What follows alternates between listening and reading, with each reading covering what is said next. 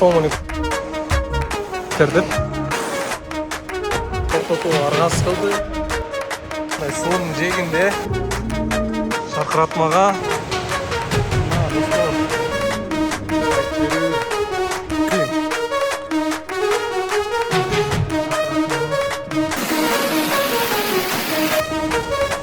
бұл лаутар бұрын емес, бұл соқылып. Ассалаумалейкум ардақты жалпы көрушілер. Бүгін мен сіздерге дағы Қырғызстанның керемет қос жерін бере десем азырынша жаңылышқан болуым, себебі интернеттен көріп байқадым. Белогорка деген шарқыратма бар екен, Сокулук районына Бишкекке жақын. Сол жерді көру үшін азыр жарым жолдамын. Бұйырса алдыда мен ойлағандай, мен күткендей соның болады деген сенішім бар.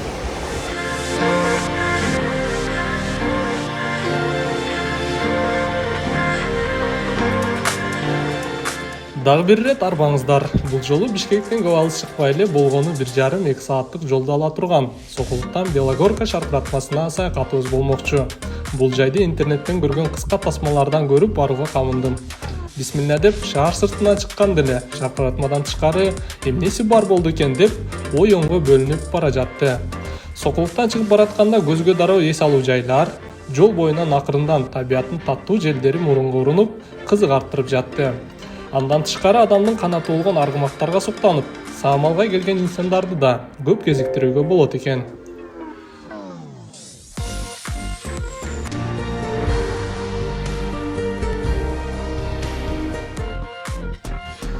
Баса, бул жерде совет мезгилинен калган балдар лагери да бар экен. Бирок учурда каралбай калганы өкүнүчтүү.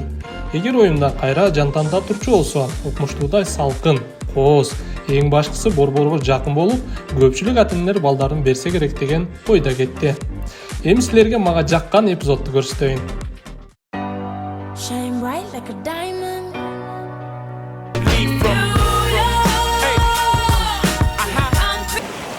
Шаркыратмага канча бар билбейм, бирок жол боюнда ушундай шараккан суу менен мындай тоолордон көрүнүшү токтотуу аргас кылды. Бир аз токтоп ушундай жердин абасын жыттоо менен табиятына кичине суктанып өтүүгө.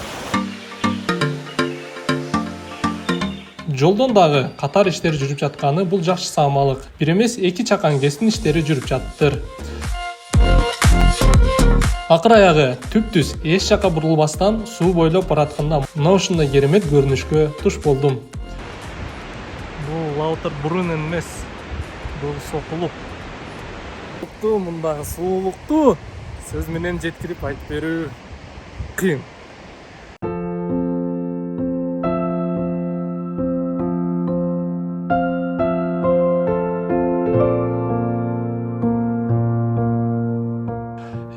Карагылачы, билинбеген менен Кыргыз жеринде кандай гана керемет жайлар көп.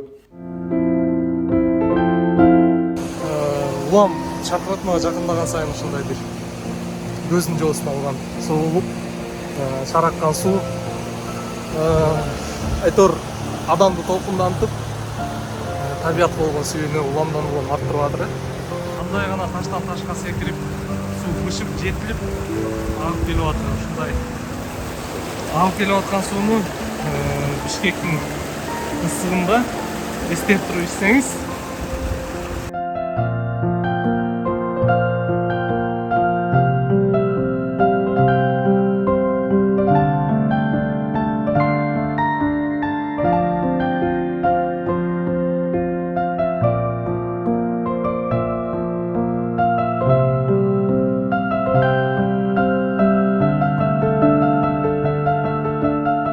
Шаркыратмага азыраак калганда мына ушундай сизге жол көрсөткүч чыгат экен. Ушуга жараша кете берет экенсиз.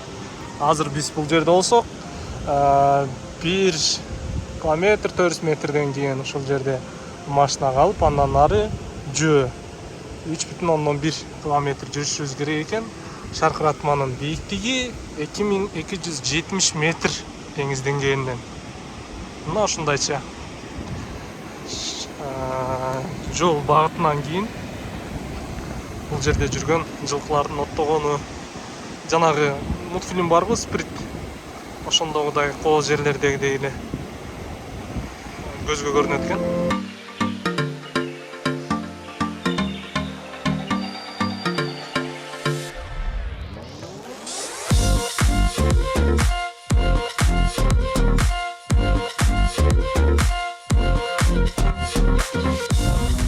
акыр аягы көздөгөн жерге жетейин деп калдык. Мындай жол болсо, эми жолду жаман экенин эске албаганда ушундай табият менен кандай узактык болсо да кете бергенге болот негизи. Мына ушул жерден машина токтойт экен. Автостоянка, парковка белгиси турат. Буга чейин жана көрсөткөндөн буга чейин 1,4 километр болсо, мындан биягына 1,7, тагыраагы 2 километрге чукул аралык бар экен. Мындан биягына жөө эми. Анан адам жүргөн жер өзү мусорда. Ушунча эмеге келип, тоого келип, ушинтип мусорларды таштап. Урна бар экен, урна толуп калыптыр. Мияка салып өрттөп турат экен кыясы. Анан мияктарга чейин мусор түшпөйттүр да. Бул эми албетте жанды кейтет. Ар бирибиз өзүбүздүн жок эле дегенде өзүбүз көтөрүп келген мусорду кайра ала кетсек же өрттөп кетсек, өрттөсөң экологияга зыян да тийиши мүмкүн. Бул желим баштыктар. Шаркыратманын суусу бир аз да болсо көрүнүп атат. Эми жанына барганда кандай болот байкайбыз. Ошентип бисмилля деп мындан биягына жөө акырын базат экенбиз эми.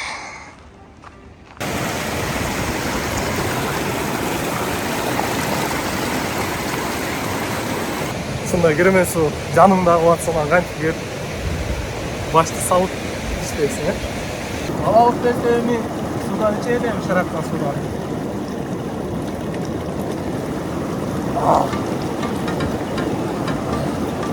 Но үстүдөгү таштар болсо кудум сенин үстүңө келип кулай тургандай эле болуп капчыгайдай көрүнүп турат экен.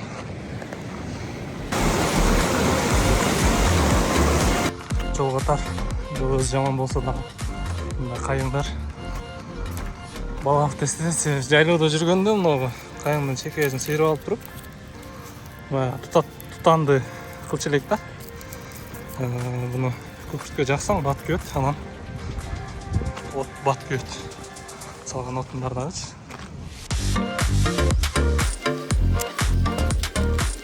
Туура эле кетип атырыкпы десем, жол ушундай белгилери бар экен. Ал мында чымчыктардын сайраганы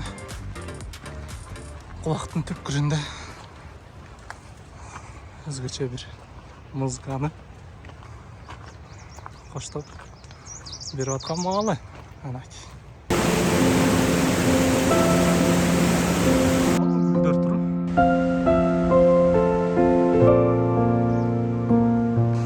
Могу гүлдөп турган кайсы дарак жыты аңкып буркурап чыттанып атыр. Төмөндө суу, мында жол. Жол менен суунун айкалышканын карагылайын. Анан атайын тоого багытталган бут кийимдер менен келишиңиздер керек экен. Коркунучтуу жерлер да бар экен. Жол катар. Коркунучтуу жерлерine да көп болот экенсиңер. Артта бул жол менен 600-700 метрдей жолду басып өттүм. Буга чейин ушундай тердеп, үйпүшүп, андан ары кетип атырык эми.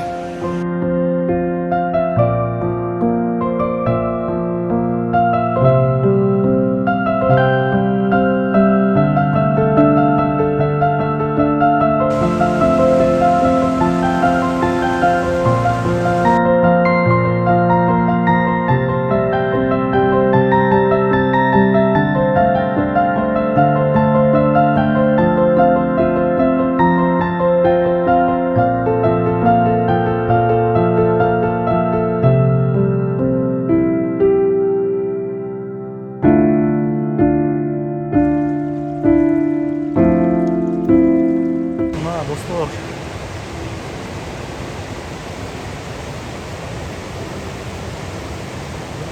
Kırgızistan.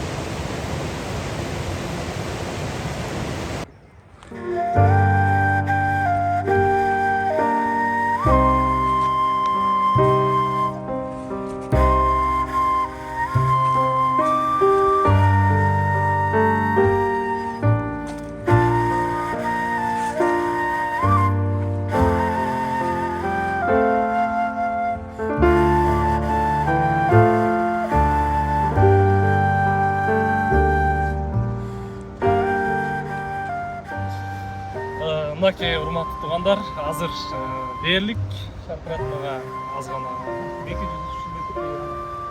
аралык калды. Ошол аралыкка жеткенге чейин Кооз керемет жаратылыштын ушундай көркөмдүүлүгүнө дагы бир рет суктанып келип атып, анан мына ушул жер кудум баягы жунгли токойлоруна окшошуп кетет экен, айрыкча могу тарап. Ушул жерге келип туруп сүрөткө түшүп отуруп, мондай таштар өзгөчө бир элестерди, өзгөчө бир таасирлерди силерге калтырат экен.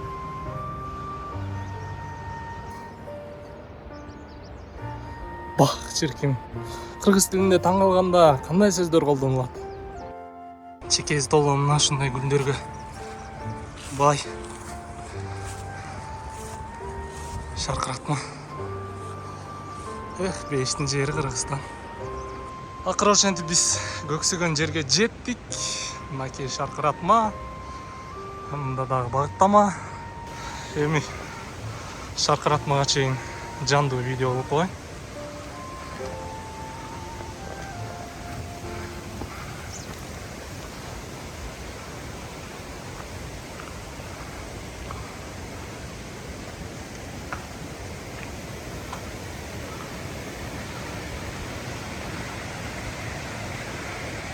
Мында суунун шыракканын өзүнчө бир тайлык.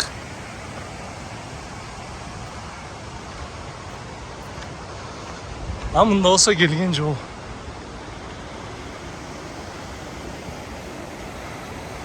Мында андан ары барууга мүмкүн болгон жак. Ал азыр шаркыратманын түбүнө чейин барабыз. Тагыраак суу бүркүп денеге ушундай бир жагымдуулукту тартуулагандай чачып жаткан учуруна чейин.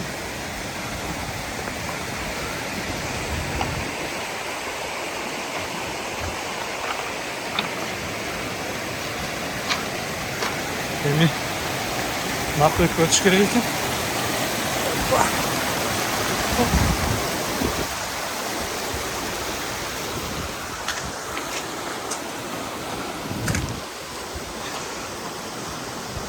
Жараткан. Ушундай табиатты, ушундай көркөмдүүлүгүнө бергениңе рахмат. Мына ушул жака чейин эме чачып келип атыр. Суу. Акыры аягы көксөгөн жерге жетип, баягы адамда бир өзүн каалап аткан нерсесин ишке ашырганда бир кубаныч болот го.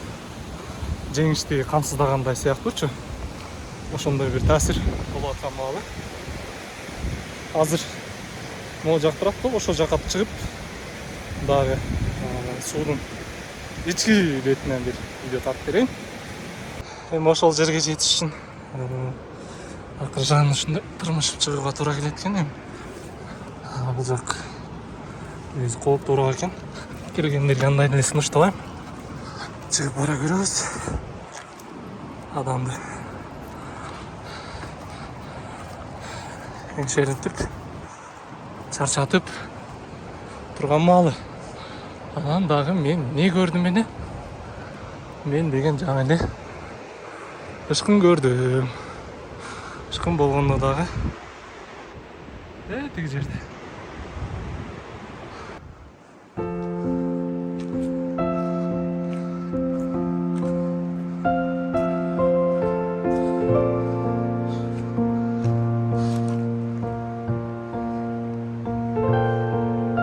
Кудум үстүңө түшпөчүдөй болуп,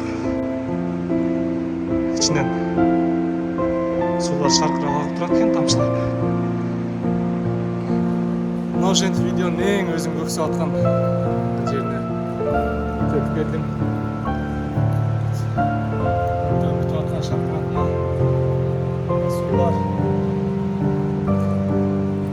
Бул жактан чыгып, мында битти көрүү.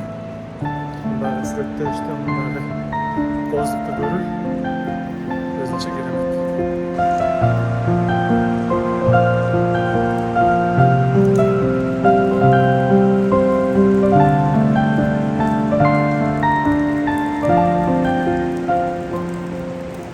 канча келгенден кийин эми бир аз отуруп өпкөнү басып бул кооздукту көрүп отуруш керек экен. Чыгып түшөм деп мына келип атыптын могу жол менен. Жана кетип чыгып кетип атып көрдүм эле. Мынча ышкын терип алдым. Эми ышкындарды сатам. Алуучулар кабарлап койгула десең, а?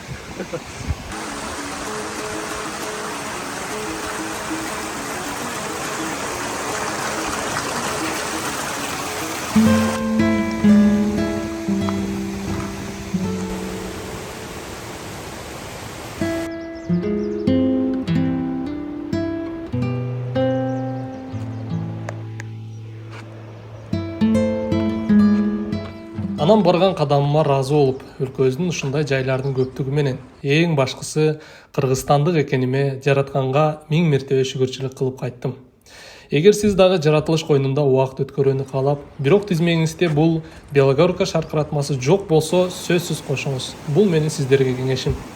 Мен көргөн кооздукту телефон менен жеткирип берүү чындыгында кыйын. Мындай кереметти көз менен көрүп гана суктанып кайтканыңыз жакшы.